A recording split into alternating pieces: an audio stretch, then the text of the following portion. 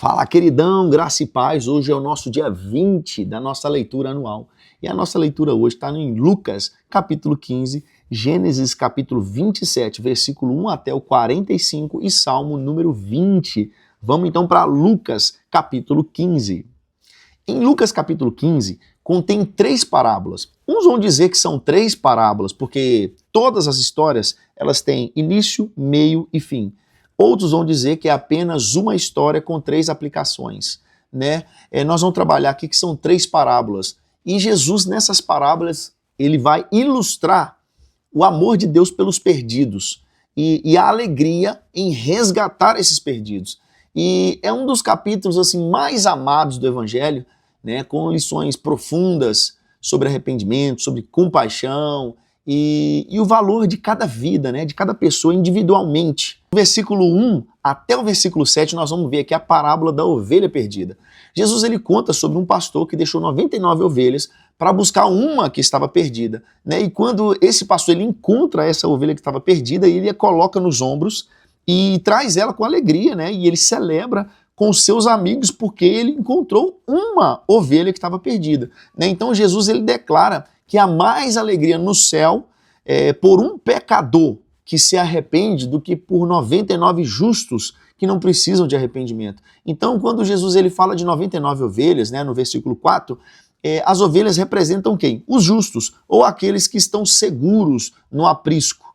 E quando fala que tem alegria no céu, está mostrando nada mais, nada menos que o coração de Deus que se alegra intensamente com a salvação de cada alma. Do versículo 8 até o versículo 10, que vai ter uma parábola da moeda perdida ou da dracma perdida, né? Uma mulher, ela perdeu uma moeda e ela varreu toda a casa até encontrar essa moeda. E quando ela encontra, ela celebrou com as suas amigas e vizinhas.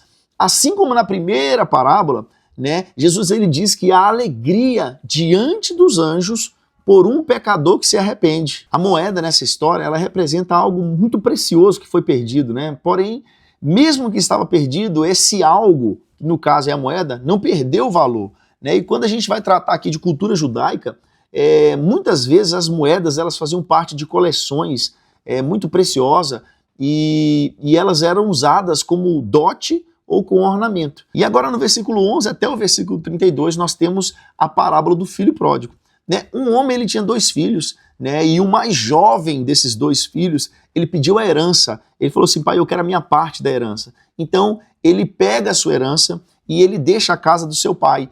Porém, ele perde tudo, ele desperdiça toda a sua herança, né? Com uma vida toda desregrada, uma vida entregue aos prazeres mundanos, né? Então ele acaba em extrema pobreza e ele encontra alguém que dá oportunidade para ele ser cuidador de porcos. E ele começa a cuidar dos porcos e a situação dele era tão difícil, tão ruim, que ele teve desejo de se alimentar do alimento dos porcos, né? E quando ele se viu nessa situação, ele lembrou da vida que ele tinha quando ele morava com seu pai. Então ele decidiu voltar arrependido e conversar com o pai dele e falar assim: nem os empregados do meu pai têm essa vida medíocre que eu estou tendo aqui. É pior que medíocre a vida, né? Uma humilhante, né? Ele pensou com ele assim: nem o empregado do meu pai ele é humilhado dessa forma. Então eu vou voltar e me arrepender, pedir perdão ao meu pai, porque eu desonrei o meu pai, né? Então ele faz todo esse ensaio. Quando eu chegar, eu vou encontrar meu pai, vou falar isso com meu pai, vou pedir perdão, para que meu pai pelo menos me receba, não mais como filho, mas pelo menos como empregado, porque o empregado do meu pai, ele vive melhor que eu tô. Então, ele faz todo um enredo, prepara para poder pedir o perdão para o pai dele. E quando ele está indo embora, na hora que o pai dele avista ele de longe, o pai dele já vai correndo, a Bíblia fala que o pai dele pula nele, dá um abraço no pescoço dele, traz depressa anel, sandália e uma túnica para ele, né? Tipo assim, uma coisa que a gente lê correndo, a gente não percebe, é que o abraço do pai foi antes do filho tomar um banho. O filho estava todo sujo, cuidando de porcos, ele teve vontade de se alimentar de porcos, e agora ele vem encontrar o pai dele, sem olhar a situação, a condição que o filho estava, o pai chega, abraça, antes do filho conversar com o pai, já teve o perdão da parte do pai, o pai abraçou o filho fedorento de porcos, vamos assim dizer, e o pai com todo o amor, com toda a delicadeza de um pai que está perdoando o seu filho, o pai recebeu o filho e ainda deu para ele anel, sandália e túnica, que era o quê? Símbolo de restauração, o símbolo de restaurar a posição como filho, era um símbolo de restaurar o que? A dignidade e a aceitação na família. Aí dentro disso, o irmão mais velho que tinha ficado em casa, ele viu que estava acontecendo uma festa, ele perguntou do chefe, o que está acontecendo? Ele falou assim, o seu pai, ele matou um animal em festa, porque o seu irmão que estava perdido, seu irmão voltou para casa são e salvo. Então o filho mais velho, ele fica triste, ele fica chateado, porque ele fala assim, pai, eu estou aqui contigo, sempre te honrei, eu não fiz o que o meu irmão fez, gastou dinheiro com prostitutas, com meretrizes, e o senhor nunca me deu nada. Aí o pai fala assim, filho, se alegra comigo. Na verdade, tudo que eu tenho é seu, porque nós estamos juntos aqui, mas o seu irmão, ele estava morto e ele reviveu. O seu irmão estava sumido, desaparecido, e ele foi encontrado são e salvo. Então o pai, ele ensina para o filho mais velho que a celebração é justa, pois o irmão estava perdido e foi encontrado. Esse capítulo 15, ele é assim, profundo, profundo, profundo. Se a gente fosse falar aqui, a gente ia falar 1 hora só de Lucas, capítulo 15. Mas agora nós vamos para Gênesis, capítulo 27, versículo 1 até o 45. Agora em Gênesis, capítulo 27, do versículo 1 até o 45, é um trecho que narra o episódio em que Jacó, com a ajuda da sua mãe Rebeca, né, ela engana Isaac, o seu pai, para receber a bênção que originalmente seria dada a Esaú, que era o filho primogênito. Então esse capítulo ele vai destacar algo, meio que uma dinâmica familiar complicada, algo complicado que aconteceu na família de Jacó, né? E as consequências desse engano, a gente vai começar a entender ela nesse capítulo, mas vai dar sequência mais para frente. Então, do versículo 1 até o versículo 4, vai falar sobre Isaac.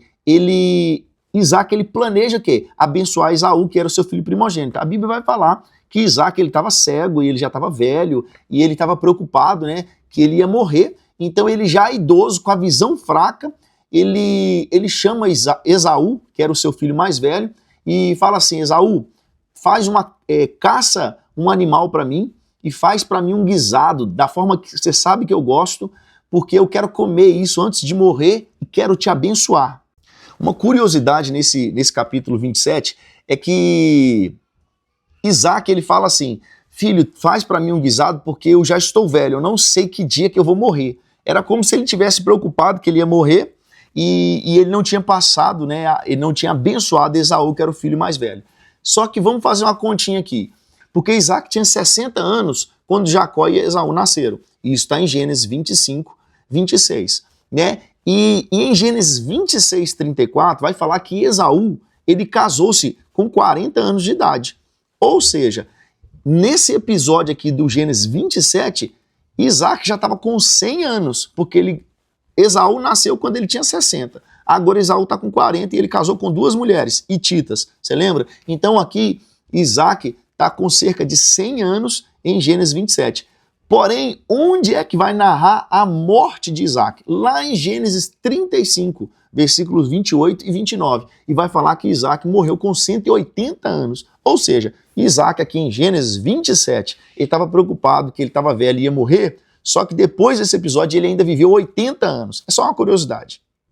E Isaac querendo abençoar logo Esaú, porque na cultura hebraica a bênção paterna era um ato solene, um ato importante que incluía orações proféticas sobre o futuro dos filhos. E Isaac queria liberar isso sobre a vida de Esaú, né? E lembrando que Isaac ele tinha meio que uma preferência por Esaú, né? Porque Esaú era um cara habilidoso de caça e Isaac gostava disso. Então Isaac ele tinha uma preferência por Esaú. Aí a partir do versículo 5 até o versículo 17, Rebeca ela vai elaborar um plano, né, que inclui Jacó, para enganar Isaac. Né? Então Rebeca ela ouve a conversa entre Isaac e Esaú, onde Isaac fala assim, Esaú, vai lá, caça para mim, faz um guisado, porque eu tô para morrer aí, e eu quero te abençoar, te dar a sua bênção da primogenitura, e eu posso morrer tranquilo. Rebeca ela escuta isso, e quando Esaú ele sai para poder caçar, Rebeca tinha escutado, e ela fala com Jacó assim, Jacó, vem aqui que eu tenho um plano, nós precisamos enganar seu pai. A ideia vem de Rebeca. Jacó, ele fica com medo de fazer isso, mas Rebeca fala assim, Rebeca insiste, a verdade é que Rebeca insiste e tranquiliza Jacó, falando assim, ó, porque Jacó ficou com medo assim, não, eu vou ser amaldiçoado, vai dar errado isso aí, meu pai vai saber que sou eu. E Rebeca fala assim, não, que a maldição que fosse cair sobre você, que ela recaia sobre mim se alguma coisa der errado. Então, ela assumiu a responsabilidade se algo desse errado. Então, ela fala com Jacó, Jacó, vai lá no nosso rebanho e pega lá um animal e eu vou preparar algo para o seu pai. E ela veste Jacó com as roupas de Esaú. Lembrando que Esaú era um cara muito peludão e era um cara que ficava no campo, era um cara que gostava de caçar. Ela coloca as roupas de Esaú sobre Jacó, né, e cobre as mãos de Jacó com pele de cabra, para simular o quê? Uma pele peluda, assim como era Esaú. A partir do versículo 18 até o versículo 29, de fato concretiza o plano que Rebeca tinha incluído Jacó para enganar Isaac. Então, Jacó agora com o alimento pronto em mãos, ele vai até Isaac fingindo que era Esaú e serve a refeição para seu pai, né? Isaac fica desconfiado porque ele fala assim, quem é você que chegou aqui? Ele fala assim, sou eu, Esaú, seu filho, né? E eu preparei o alimento. Aí Isaac fica preocupado e fala assim, como é que você fez isso tão rápido? Né? E ele começa a fazer alguns questionamentos para Jacó, porque ele fica na dúvida. Ele escuta a voz, ele fala assim, a voz é de Jacó, chega aqui perto. Aí ele toca em Jacó, mas só que Jacó está com a pele de um animal, né? Então ele sente aquela pele e fala assim, não, essa pele peluda é de Esaú. Aí ele fala assim, vem cá meu filho, me dá um beijo. Na hora que ele abaixa para dar um beijo em Isaac, Isaac sente o cheiro de campo, que era o lugar onde Esaú passava, né, o seu tempo caçando. Então ele fala assim, não, a voz é de Jacó, mas a pele é de Esaú e o cheiro das roupas é de Esaú. Então, agora Isaac vai lá, ele come o alimento que Jacó tinha preparado e logo após ele comer esse alimento, ele abençoa Jacó com a bênção da primogenitura. Logo após Jacó sair, ele recebeu a bênção de Isaac, e na hora que ele sai do mesmo lugar, chega Esaú com a caça e começa a preparar a caça para dar ao seu pai Isaac. Porém, quando Esaú ele chega, ele descobre que Jacó já tinha passado ali antes e roubado a sua bênção. Isaac fica preocupado e fala assim, mas quem é você? Ele, sou Esaú, seu filho. Esaú descobre que ele foi passado para trás por Jacó, né, e ele clama desesperadamente por outra bênção, ele chora, ele grita, ele fala assim, pai, não sobrou nada para mim, só que Isaac já tinha dado toda a sua bênção sobre Jacó. Então, Isaac, no último momento ali, ele concede a Esaú uma bênção, porém uma bênção secundária, né? Ele profetiza que Esaú viveria da espada e ele serviria a Jacó.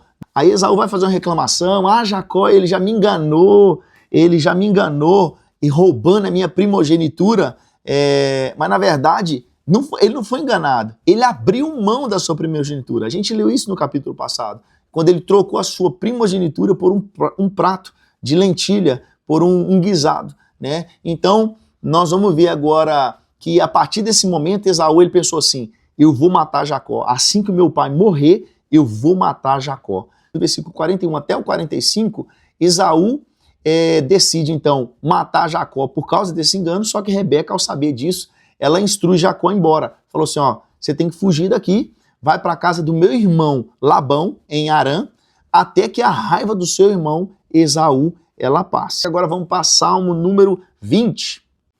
Agora, Salmo número 20 vai falar para nós uma oração que era tida como uma oração comunitária, né? Porque provavelmente essa oração ela era usada antes da batalha, onde o povo pedia a Deus para que Deus abençoasse e desse a vitória para o povo, né? A vitória àquele rei que estava lutando. Verso 1 até o verso 5 é uma petição a Deus pelo rei, né? Então, assim, o salmista ele clama para que Deus responda ao rei no dia da angústia e o proteja, né? Há pedidos para que Deus lembre-se das ofertas, sacrifícios do rei e conceda os desejos do seu coração, né? E o povo expressa confiança na vitória. Do verso 6 até o verso 8, agora vem uma declaração de confiança em Deus, né? O salmista ele afirma que Deus ele salva o seu ungido, que é provavelmente o rei, né? Escolhido por Deus, e responde o seu santuário celestial. E enquanto outros, aí vem aqui um verso até muito lindo, um verso que a gente lê, que a gente gosta muito de recitar, né, na igreja, né, que ele fala assim: enquanto uns confiam em carros, outros em cavalos, o povo de Deus confia em quem? No Senhor Jesus. Então aqueles que confiam em meios humanos, eles caem, mas o povo de Deus permanece de pé. Porque no verso 7, quando o salmista cita carros e cavalos, como as pessoas confiam em carros e cavalos, porque o carro e o cavalo era símbolo de força. Força o quê? Militar. Porque naquela época, as nações vizinhas, elas confiavam fortemente no poder militar deles, no poderio militar. Mas Israel, ele era chamado a não confiar no seu poderio militar, mas confiar em Deus, né? Então, por isso que tem essa distinção, né? Uns confiam em carros, outros em cavalo, mas o povo de Deus confia em quem? É no nome do Senhor. Então, no verso 9, nós vemos a conclusão e um pedido final, né? Porque o salmista conclui com uma oração direta. Ele fala assim: salva, Senhor. Né? Ele expressa confiança de que Deus vai responder essa oração e vai livrar o rei e o povo em tempos de necessidade. Então, quando o salmista ele fala assim: responde-nos quando clamarmos, ele está mostrando a confiança do povo na proximidade de Deus, né? E ele entende que Deus está atento às orações do justo. Então esse aí foi o Salmo de número 20, hoje foi o nosso dia 20 de leitura, nos vemos amanhã no nosso dia 21. Só vem, queridão!